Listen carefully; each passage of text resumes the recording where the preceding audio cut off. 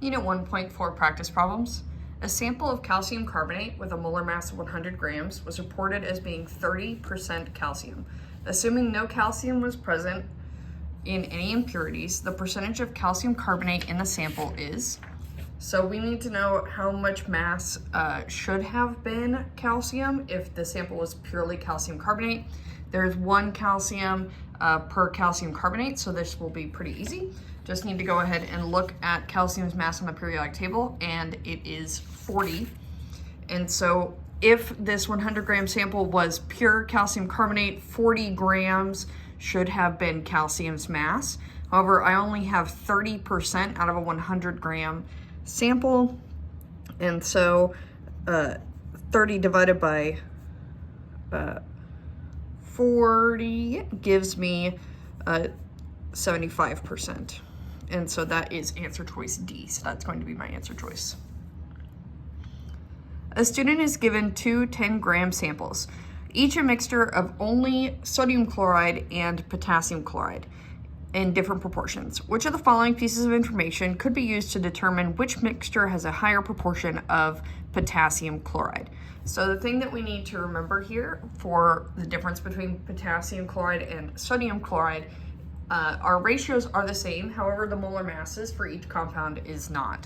So sodium has a mass of approximately 23, chlorine has a mass of approximately 35, potassium has a mass of approximately 39, and again, chlorine has a mass of 35. And so we're gonna be able to get more sodium chloride in a 10-gram sample than we would potassium chloride. The volume is not going to be reflected in this. However, the mass of chlorine in each sample would be, because again, we can get more chlorine into a 10-gram sample if it is more sodium chloride than potassium chloride, because potassium chloride weighs more. The number of each type of isotope that sodium and potassium have are not going to help us with that particular sample and the distribution of potassium sulfide, potassium chloride and sodium chloride. And then the reaction with each in water, they're both soluble in water, and we're not really going to be able to see much of a difference there at all. So my only answer choice is going to be answer choice B, the mass of chlorine in each mixture, since again, potassium chloride weighs more, so I will get less chlorine within a 10-gram sample if I have more potassium sulfide present. A sample of carbonate rock is a mixture of calcium carbonate and magnesium carbonate. The rock is analyzed in a laboratory, and the results are recorded in the table above. In which columns in the table provide all the information necessary to determine the mole ratio of calcium to magnesium in the rock? So my table here, I have option 1, the total mass of the sample. Option 2 is the mass of carbon within the sample. Then we have mass of magnesium within the sample, mass of calcium within the sample, molar mass of carbon, molar mass of magnesium, and molar mass of calcium. So looking at all of these, the pieces of information that I'm interested in are about the calcium and the magnesium. And so I'm going to be interested in the pieces of information that will lead me to how many moles of calcium and magnesium are there.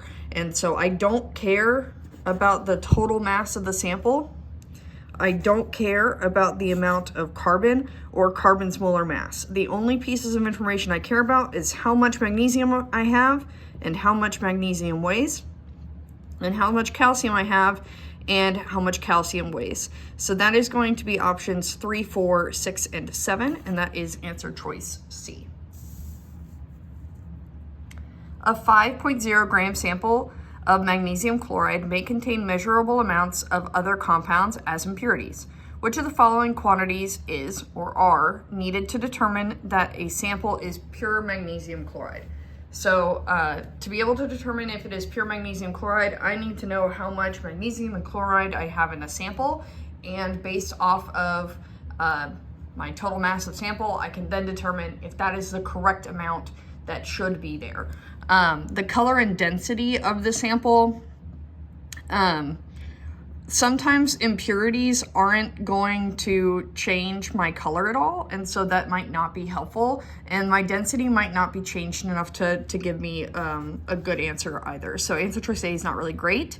The mass of magnesium in the sample only, well, if the impurity also included magnesium and it happened to be a correct proportion of magnesium, that's not going to be helpful. So answer choice B isn't great either.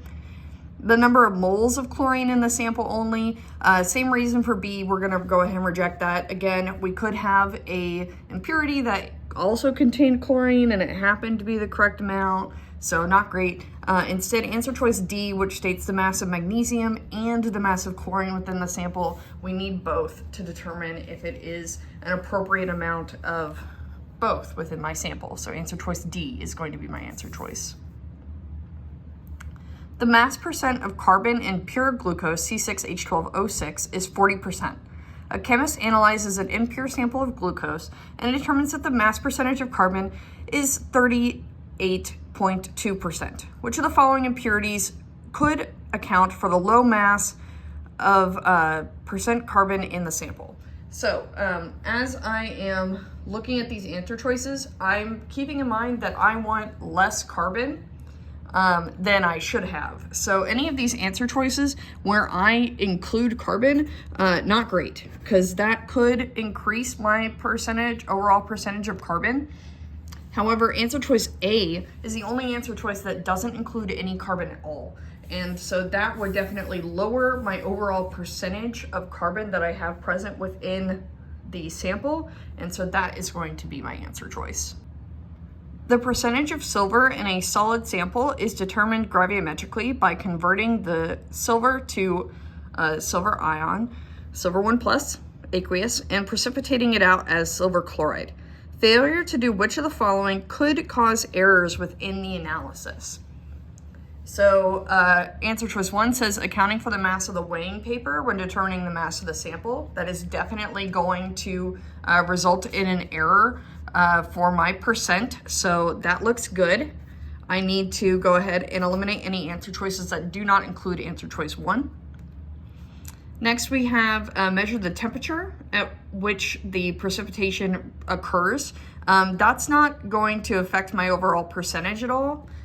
So any choices that include 2, I'm going to go ahead and eliminate. That's just answer choice B. Option 3 states that I need to wash the precipitate. That would go ahead and get rid of any extra ions or pieces of the initial reaction that weren't removed when I was reacting everything out. So we need a clean sample so it's not contaminated with anything else altering my mass. So that is good. I need to include answer choices that do include 3, and so that goes ahead and eliminates A and C, leaving me with E as my only answer choice, 1, 3, and 4. But let me go ahead and check that 4 is reasonable before I go ahead and select an answer. Answer choice 4 says that I need to go ahead and heat the silver chloride precipitate to a constant mass. That would mean that I am removing any of the water from the precipitate to make sure that I don't accidentally have a larger mass than I should. And so that does make sense, and that is also going to be a thing that I should do to make sure that my percentages are correct. So answer choice E is going to be my answer choice.